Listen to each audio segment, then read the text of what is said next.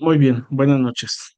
Continuaré leyendo el capítulo 3 del libro El árbol viviente, la vida de la emperatriz Santa Elena, autor Louis de Hall, página 59. Tiene que venir a mí, pensaba Elena, tiene que venir, y necesito que venga más de lo que lo he necesitado nunca. Sin embargo, sería mejor que ya se hubiera marchado. Estoy cansada y me siento torpe, atenazada por el miedo a la soledad. No quiero que se lleve de mí la imagen de una mujer cansada, cobarde y patética. Intento amaestrar sus pensamientos, pero la voluntad no la obedeció. Despidió a las dos esclavas galas que le habían ayudado a desvestirse y se acercó a la ventana. Ahí delante estaba el jardín, la pradera donde Constantino había estado peleando con su entrenador. Allí estaba la pérgola desde donde esa misma tarde habían estado mirándolo. Parecía como si se hubieran pasado algunos años después de eso, como si hubiera sucedido en otra vida. Era otra mujer la que se había sentido tan feliz. Ahora el jardín le parecía extrañamente reducido y oscuro, apenas si medía 3 pasos de largo. Después estaba la carretera y los árboles detrás de la carretera.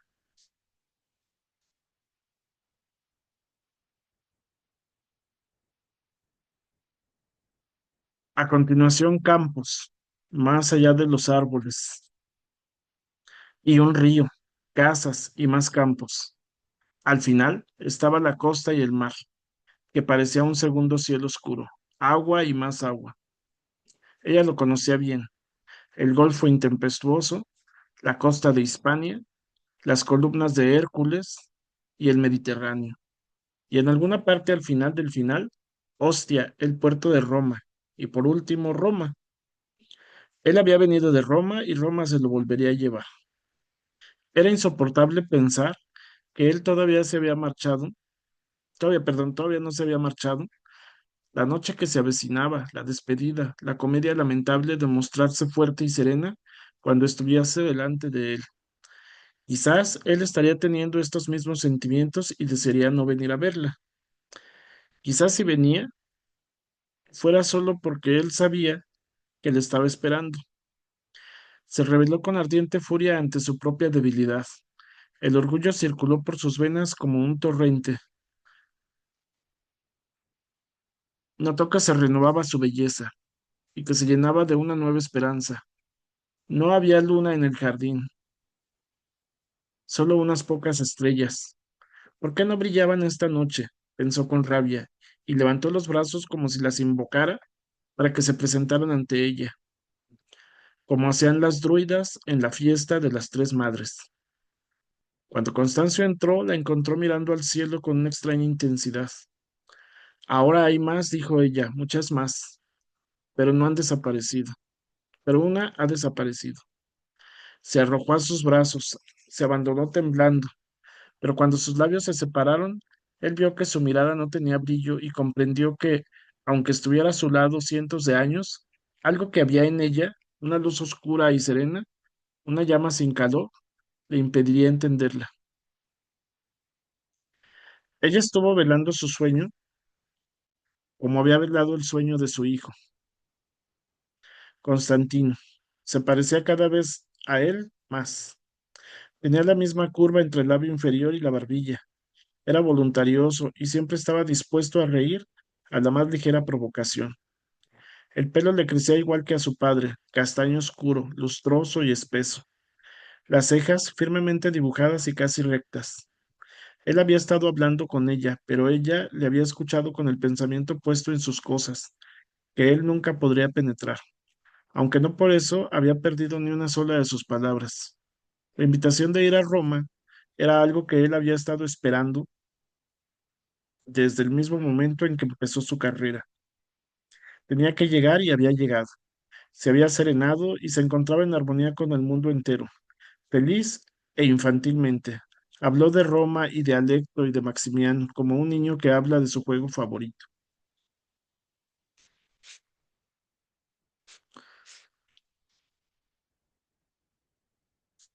Alecto es un zorro estúpido.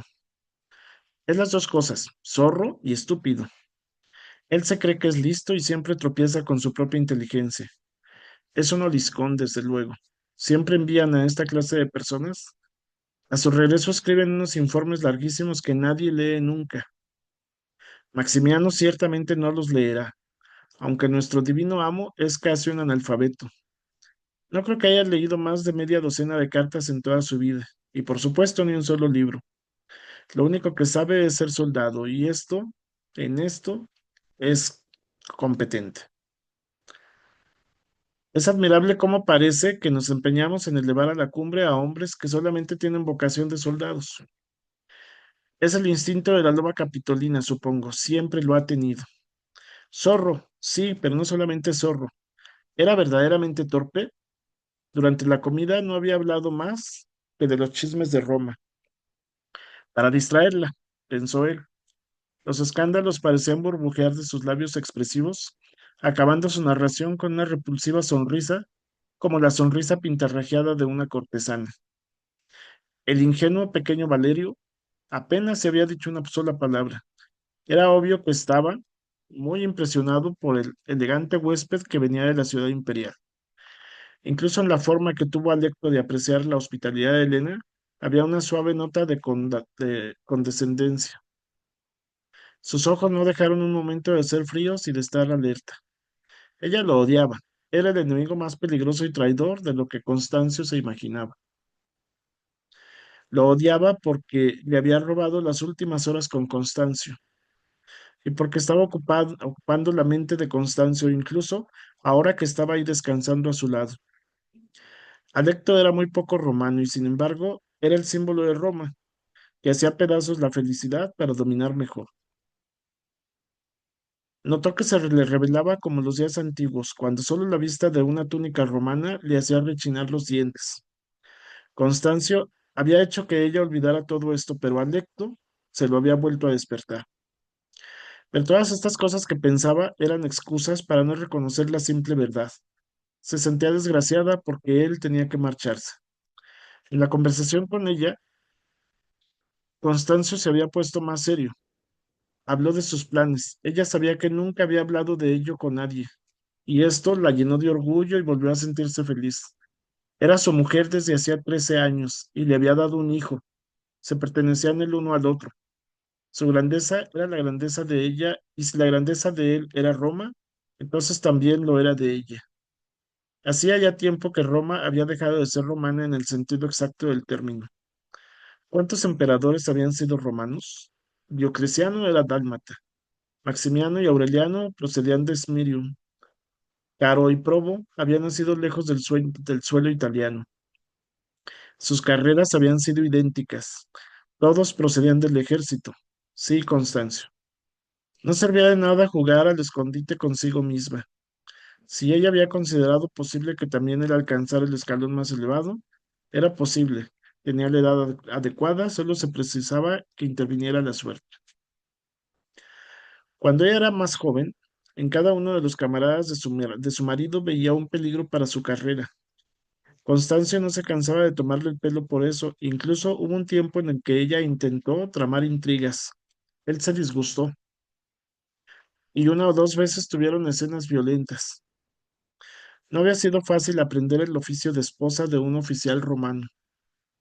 La vida en una ciudad de guarnición se desarrollaba en un sector muy reducido. Primero, Eburacum, cuando Constancio fue ayudante de campo de Petronio Aquila. Después, su actual jefatura como comandante de Britania del Sur. Muchas veces, cuando él iba a Galia a cazar con algunos colegas del ejército, ella pudo acompañarle, pero no lo hizo. Y cuando él partió hacia el norte, en expedición contra tres tribus caledonias que se habían aliado para instigar una rebelión, estuvo fuera casi 6 meses. Naturalmente, ella había estado preocupada y también irritada por su ausencia. No habían sido unos meses fáciles de soportar, pero aquello había sido muy diferente de lo de ahora. Ahora se iba a Roma. La expedición a Caledonia había tenido un carácter puramente militar. Curio, el legado para el norte, se había puesto enfermo. y Constancio tuvo que sustituirlo.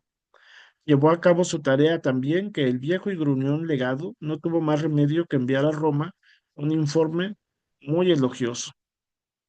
Probo era el emperador en aquellos momentos. Cambiaban tanto los emperadores por aquellos tiempos que no se podía llevar la cuenta. Muchos eran asesinados, casi todos eran asesinados. Pero eso no sucedería con Constancio y ella sabía quién cuidaría de ello. Ella deseaba que triunfara, lo deseaba, realmente lo deseaba. Sonrió, acordándose de cuando se veía a sí misma como soberana, igual que Boadicia y que Zenobia.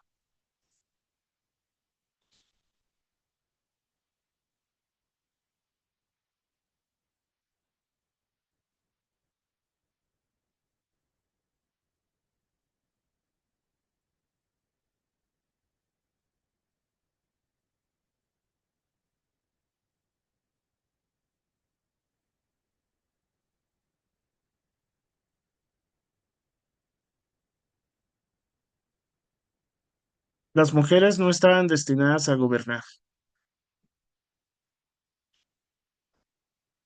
al menos directamente.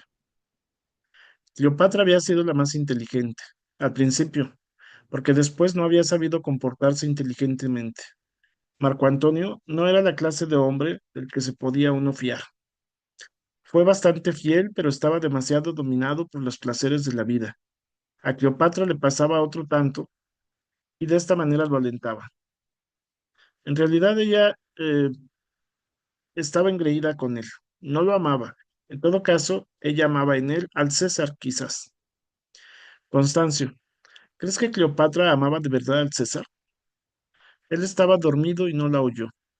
Su padre acostumbraba a decir que cuando un hombre dormía, su espíritu estaba viajando por el pasado o por el futuro, pero que al despertar, el recuerdo de lo que había soñado se le disipaba en un instante. ¿Acaso el pensamiento de Constancio estaba volando hacia Roma? ¿Dónde iba a hablar con el nuevo emperador? O quizá retrocedía al tiempo en el que se encontraron por primera vez en medio de la niebla en la costa. Era difícil imaginar que ella había sido aquella muchacha que odiaba todo lo que era romano y que deseaba ser como Zenobia.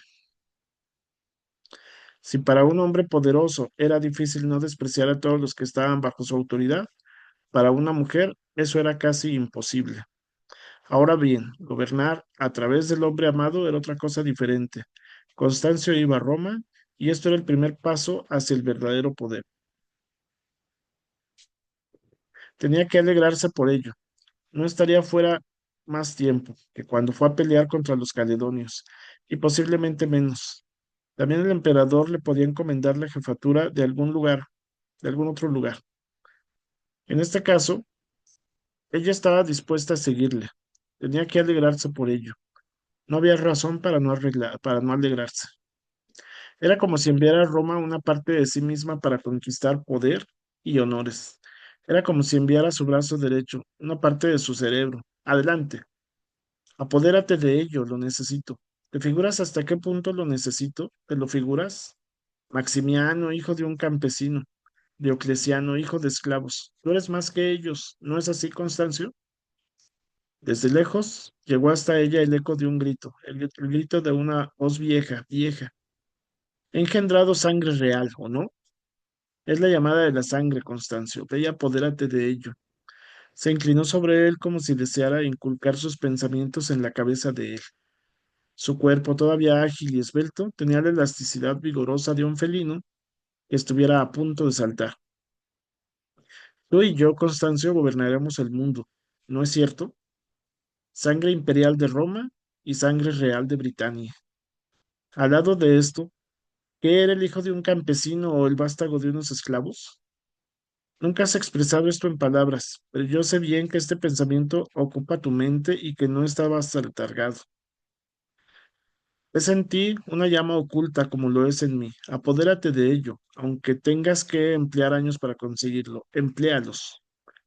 Podemos esperar tú y yo. Somos jóvenes. De todas maneras, no nos hagas esperar demasiado. Ya van apareciendo algunas canas en tus sienes, querido mío.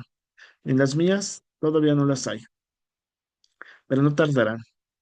Apodérate del poder cuando todavía no sea posible gozar de él. Él se agitó en su sueño y ella se echó hacia atrás, pero no se despertó. Se había enfriado la habitación de repente.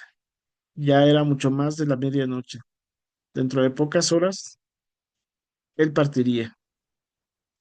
¿Qué le había sucedido a ella? ¡Qué locura! ¡Qué sueño insensato! Ella, que creía haber desterrado de su pensamiento todo eso hace años, volvía a hacer que rebrotara desde una brillante profundidad. El poder. ¿Podría como emperatriz, como soberana del mundo entero, ser más feliz de lo que había sido todos estos años? ¿Quién era esa mujer que había estado insuflando pensamientos en los oídos de un hombre dormido? Se levantó y se acercó a la ventana. Hacia la parte del nordeste estaba Camuladunum y el hogar de su padre. Quizá él podría escuchar sus pensamientos, como con frecuencia ella estaba convencida de que lo había hecho cuando era pequeña. Hay dos mujeres en mí, padre, en lugar de una sola. Hay una que ambiciona el poder y otra que no necesita más que a su marido y a su hijo. Soplaron los dioses dos veces sobre mí, infundiéndome dos espíritus diferentes cuando yo estaba en el vientre de mi madre, pero su padre nunca había respondido a ninguna pregunta acerca de los dioses. Además, los dioses parecían no responderle a ninguna pregunta que se le hiciera acerca de los mismos. Iré a ver a mi padre, pensó. En cuanto Constancio se marche, iré a ver a mi padre. Esto era mostrar una debilidad. Era la misma debilidad que llevaba a los hombros a caer de rodillas ante los altares de tantos dioses y diosas, para hacerles preguntas con el deseo de recibir una respuesta, aunque sabían perfectamente en el fondo de sus corazones que esa respuesta no existía, y que la pregunta y la oración que hacían rebotaba hacia ellos como un eco. Contempló al durmiente, podía oír su respiración profunda y rítmica, sin embargo, sintió que él ya se había ido. Buceando en la resplandeciente profundidad hacia el triunfo, sintió que su deseo había sido una invocación, tan irrevocable como una flecha que ya ha salido del arco, y sintió que ella estaba sola, sola y asustada.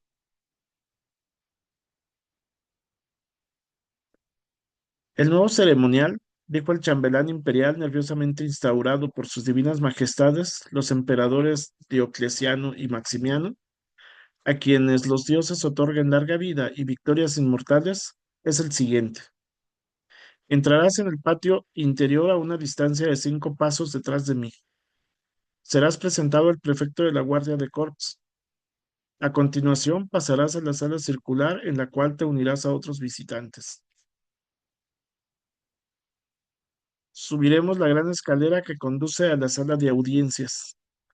¿Cómo has dicho que te llamas? Soy el legado Constancio. Desde luego, aquí está tu nombre. El chambelán imperial manipulaba un ancho rollo de cantos dorados. Constancio pudo ver en él que en él había cientos de nombres, por eso la pregunta del chambelán era comprensible. Lo que no era excusable es que el chambelán imperial se moviera amaneradamente como una vieja encogida y que usara cosméticos. Muy bien, entonces, legado Constancio. Tu puesto para subir las escaleras está entre el legado Basanio y el legado de Terencio. Vamos a Aulo Terencio, el de la Legión 14. En la pintarrajeada cara apareció un gesto huraño. Sí, sí, pero te ruego que no me interrumpas. El nuevo ceremonial es un tanto complicado y tengo que atender a un montón de obligaciones en muy poco tiempo.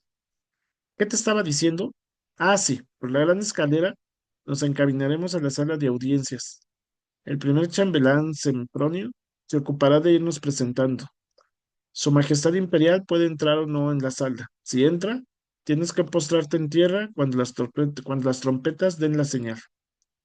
Constancio no daba crédito a sus oídos. Los legados romanos postrados como esclavos. El chambelán seguía con su cháchara, pero él no lo escuchaba. ¿Qué le había sucedido a Roma? Ya hacía mucho tiempo que en los ambientes del ejército se rumoreaba que el imperio se estaba degenerando, pero esto era simplemente la comidilla de los oficiales insatisfechos, porque las cosas no iban como ellos querían.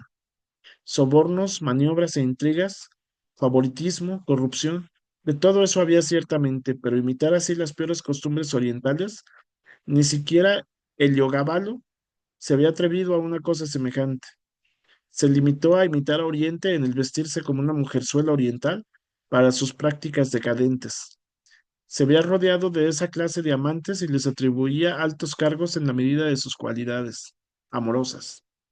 Pero Heliogábalo nunca osó involucrar al ejército en sus extravagancias orientales.